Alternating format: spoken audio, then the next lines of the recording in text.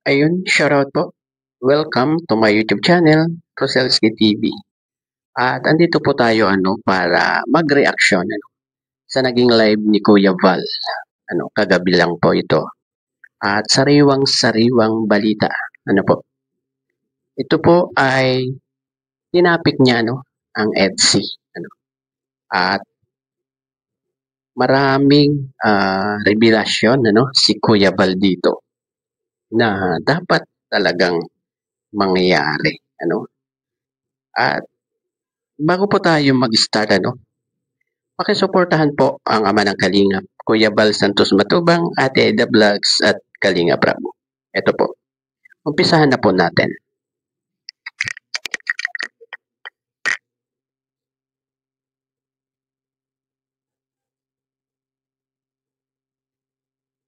Okay? Ba't ko po tinapik bigla itong ITSE, mga kaibigan? Bakit nga ba, Kuya Bal? Bakit mo tinapik ang EDSI? Dahil ba alam mo na namimiss na ng mga EDSE niyan ang EDSI? Ito ba ay isang patikim o pa-vitamins mo, Kuya Val? Para medyo maibsan naman ang pagkamis ng mga viewers ng EDSI. Bakit ko po tinapik itong EDSI? Sa mga first-timer, sa mga ngayon pala ang nakapanood, nakasubscribe sa Kalingap, ibig sabihin po ng ITSI, mga kaibigan, Edo and Yanise. Yes, Edo and Beyonce. Hindi po Beyonce, hindi rin Edo. Pinagsama po yan ng Edo saka Beyonce. At doon sa mga bago, para doon sa mga bago, dapat alam nyo po ito. At doon, higit sa mga one-sided, dapat maisip nyo yan, na ang EDSI ay para kay Edo saka Beyonce. Kaya kung support kayo kay Edo, dapat supportahan nyo rin si Beyonce. At kung kay Beyonce naman kayo support, dapat si Kalingap Edo, sinusuportahan nyo rin. Bawal po ang one-sided sa EDSI. Diretso na po natin.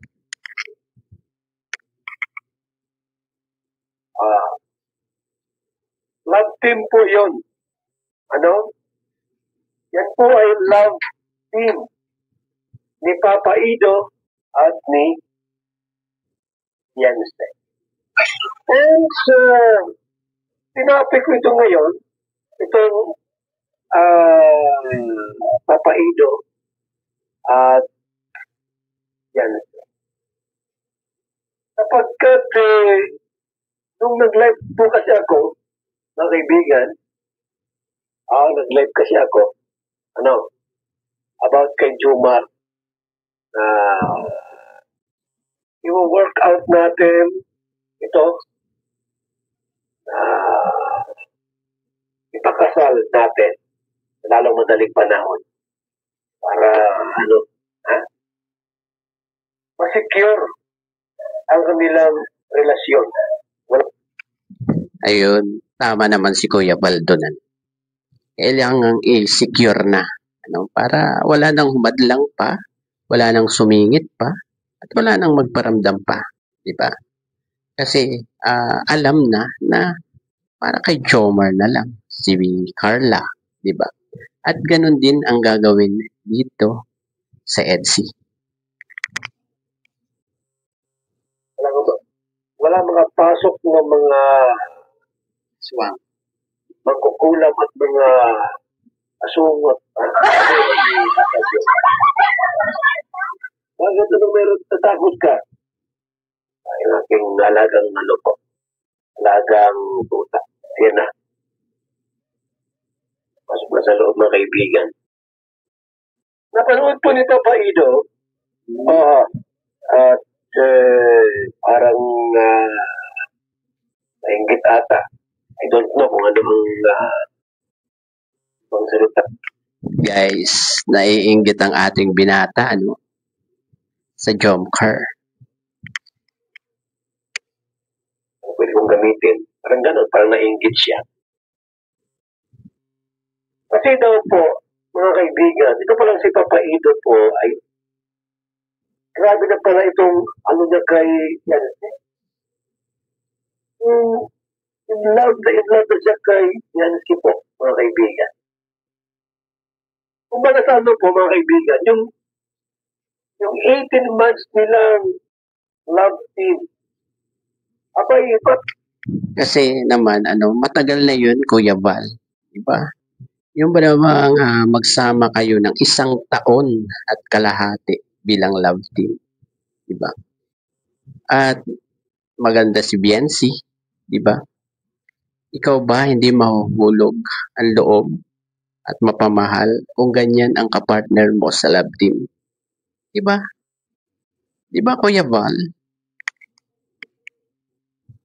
Parang, ano po, yun ang gusto. Wala nang ibang babae po na pwede makapagpaligon sa kanyang damdamin. Ganun po. Parang gusto rin niyang magpakasal. Itong si Papa Ido. Iniyahan ko siya. Iniyahan ko siya. Di ba, sabi natin, 2 years, yung September, si Jancy ma-birthday. Saan daw po yung birthday? Mga kaibigan, malapit ang birthday ni Jancy po. July 6 na ngayon. July, August, September. Malapit na po ano. Bilang na bilang ni Kuya Val, ano, talagang inaabangan din talaga ni Kuya Val itong birthday ng ating dalaga, ano. Almost 2 months na lang po, ma-birthday na po ang ating bibigyan si mga kaibigan. At naging ganap na siyang tunay na dalaga. Tunay na dalaga. Kasi ang 18 po ay pwede nang mag-asawa. Legal age na po yun. Oho. 18 years old na po ang ating baby Beyonce. Wow! Grabe ha? So, napanood po ni Papa Ido yung ating plano po na pwede palang ganon. Pwede palang ikasal kahit nag-aaral. Sabi ko, okay, pwede naman kasi di ba sabi natin, hintayin na mag-20 si Yancy. Pag nag-20 na, doon na natin i-schedule yung kung anong buwan, ganon, para kasi, halimbawa, nag-20 na, September, next year, pwede na. Ay, dahil pa. Siyempre, kailangan din yan ng ng pamamaalam kay Biancy.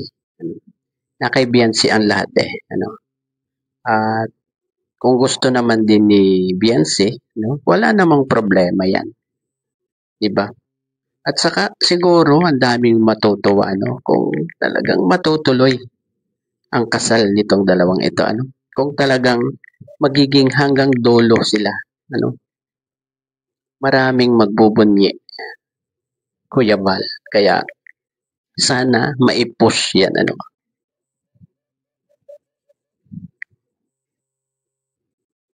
At ang sabi naman ni Kalingap Edo doon sa unang panayam ni Kuya Val, huwag nang mag-alala sa pag-aaral kasi siya na ang sasagot sa pag-aaral ni Biancy. Diba? Yun ang sabi ni Kalingap Edo. Idiretso na po natin. Ay, pwede na kasi 18. So, 2 years pa. Abay, gusto po ni Papa Ido po, huwag nang abuti ng 2 years. Ano sorry po, mga ilang months lang po, nag-18. Ang gusto niya po, pagka tipo, mamanhikan agad sila, kasama yung Ayun, pwede naman yun, di ba? Pwede namang mamanhi ka na. Para medyo may assurance na talaga si Kalingap Edo na hindi na mawawala ang kanyang minamahal, na si Biancy. Di ba? At yun namang pamanhikan na yun ay bilang schedule lang yun, kung kailan magpapakasal si Kalingap Edo saka si Biancy. mama niya, papa niya. Sabi ko, abay, di ko alam kung anong plano mo. Talagang gusto mo nang lumagay sa tahimik, pwede naman yun. Sabi ko yung mama ni Jense, yung papa niya, no? Si Alan, at saka si Cynthia, di ba? Cynthia ang pangalan ng Parang mali ata si Kuya Val. Parang tatay at nanay ni Carla yan, Kuya Val. Kuya Val, si Tatay Veran, saka si Nanay Hansel. Hindi yung una mong binanggit. Ang pera si Kuya Val. mama ni Inay.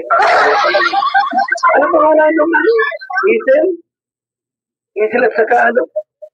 Hazel at saka si Pini. Ano, di ba tama? Hazel at saka sino nga yung lalaki? Ha? Anong Hansel? Hansel ba o Hazel? Hansel at Piran. Yan, no? Ang gusto ni Papa H po, huwag nang umabot ng 2 tao. Dahil nga po, nalapas siya sa kalendaryo. Ang gusto niya po, no, 31, bago mag-31, mag-asawa na siya. Mag-asawa na siya. Bago lumampas sa kalendaryo ang kanyang edad. Di sabi ko sa kanya, pasapin natin yung magulang ni Biance, ni Hansel at saka si Miran. Okay sa kanya. Grabe, may plano na talaga, si Kalingap Edo, Ayaw niya talagang lumampas sa kalendaryo nang wala pa siyang asawa, di ba? At parang isinangguni niya ito, kay Kuya Val, di ba? At ito, parang nagpaplano na, sila para mamanhikan, di ba? Kung payag. Kung payag naman sila, hindi na mahirap yun kung anong buwan. Kasi nga po, grabe na pala yung kanyang pag-ibig kay Yancy po. Talagang, napakalalim na po.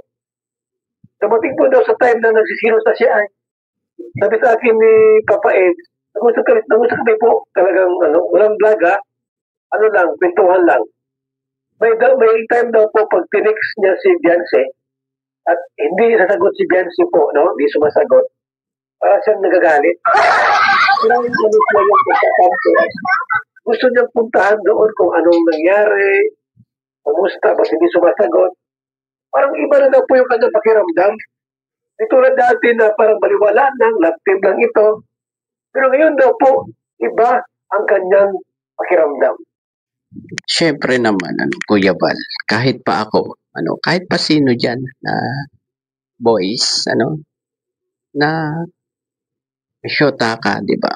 Tapos, ite-text mo, tapos walang reply, kahit kaunti, di ba? Siyempre, medyo mag-iisip ka, mag-iisip ka talaga.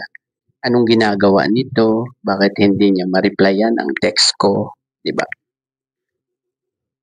Siyempre, ganun talaga. Normal yan, Kuya Val, yung magselos.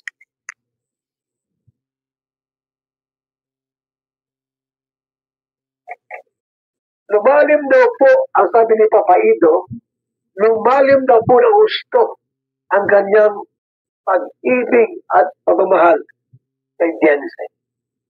Kaya sabi niya, hanggat maaari sana, huwag lang umabot ng 2 taon. Para talagang Nagmamadali na talaga si Kalinga Pedro. Po si Biansi. Nalaman niya pa na sa Lako nag-i-eskwela. Alam natin ang Lako po, daming gwapo dyan. Yun ang eskwelahan ng mga mayayaman, mga Chinese. Itong La Consolacion po, mga kaibigan. Alam ni Papa Ed na maraming gwapo at bata sa La Consolacion. Siguro, naisip niya, baka dumating yung panahon umaling yung pagtingin ni Biansi sa ibang lalaki. Pero naman sa nakikita ng viewers, parang totoo na rin yung nararamdaman ni Biansi kay Kalingap Edo. Pareho po sila. Pareho sila ng nararamdaman. At kita naman ng mga viewers yan. At yung iba lang, talagang nagdadalawang isip pa din, Pero, hindi kay Biansi sila nagdadalawang isip, Kay Kalingap Edo pa din, Yung mga silosa dyan, di ba? Si Kalingap Edo pa din ang kanilang nasisilip, di ba? Hindi man lang nila nasisilip si Biansi. Di ba? Na siya yung bilang maglolo ko, di ba? At diretso na po natin ulit. Mga 30 na, o 31, yung mga nandoon ng mga bata. 20 plus pa lang yun. Diba dyan, 19 pa lang. Ibang kisig noon. Totoo yun, Amoy Bertrand pa. Diba? So, yun na ganyan. Natawa ako doon sa amoy Bear Brand, Sa halip na may gatas pa sa labi, Ang term ni Kuya Val, amoy Bear Brand pa. Pambira. So, kasi pagka ganyan, pag-eskwela si Biansi tapos sa La Consolacion, makapagmalay siya, malaman niya, abay, may iba nang minahal ang kanyang ibibiyansin niya. Sabi ko nga sa kanya, usapan natin ng mahal. Kaya dapat, kung nanonood si Kalinga Pedro dito, huwag siyang magpahuli, Huwag niyang intayin na sabihan siya na sunduin, diba? Magkusa siya. At kung andun na ba siya, may magagawa pa ba si Biansi, na yan, sasama na sa kanya para ihatid ni Kalinga Pedro, diba? At yun ay isang matinding effort na gagawin ni Kalinga Pedro. Sana nanonood siya dito para yun magkusa siya na puntahan si Biansi doon sa school para man lang maihatid sa kanilang bahay, Kahit yun lang. Kasi alam naman natin na yung papasok si Biansi, Tatay Bira na ang bahala, Yung papauwi, dapat kusa na ni Kalinga Pedro. Huwag na siyang magantay na i-text pa or i-chat pa ni Biansi para magpahatid sa kanilang bahay, Dapat ganun para hindi siya maunahan, baka malay mo may mabilis diyan na gusto ihatid agad si Biansi, di ba? Ayos yan. Punta ngayong September, madibo na. Ganap ng dalaga. Kung ayaw mo siya paabuti ng 20, hindi ko sabihin natin yung magulang. Heart to heart to. Diba? O Nayanzel. Ay, Biran. Itong aming katamang manok ngayon, Papaido ay talagang mahal na mahal ang anak ninyo. Kung alam kung mahal si Biansi. Papaido ko talagang sa loob ng 18 months. Kuya Val, mahal ni Biansi si Kalinga Pedro. Mahal na yan ni Biansi. Kasi may mga sumpaan na silang nagaganap, diba? May mga antayan na nagaganap, di ba? Mas nilang love team ano po talagang kumaanda yung loob niya sa anak ninyo. Nag-request po na kung maaaring ako sana, kumanhika na kami. Di ba? Kumanhika na kami para naman pag-usapan kung kailan ang kasal. Di po baga? Yun ang request ni Papa Ido. Huwag nang umabot ng 2 taon sa paghihintay kasi 31 na siya niyan. Lampas na po sa kalendaryo. Hanggat maaari po, 1 year o 6 months after po na mag-Cebu, coming September, gano'n lang po ang kanyang pa. Kaya na topic ko ngayon, alam mo, ang topic ko sa rin, hindi naman talaga si Papa Ido, yung CD po, hindi sila topic ko ngayon. Kaya lang, ako yung naawa sa kanya ay, Ayun, kung pamamanhikan lang naman ang gagawin, di ba? Hindi naman masama, di ba? At alam natin na ikakasal yung kapatid ni Beyonce, ano? Bawal naman po ang sukob. parang nangalabit. Ito lang ang ginawa sa aking gusto kong gawin tungkol kay Beyonce. Bakit hindi ko na nasabog na ako ay. Nasabog na ako. Ito na yung bago ko. Yun ang po nagsabi sa akin na huwag nang umabot ng 2 years. Ang gusto niya po ay agad Umanikan kay Beyonce. Swerte talaga. Mabait si Beyonce po mga kaibigan. Mabait si Beyonce. Masipag sa bahay. Marunong magluto po yan.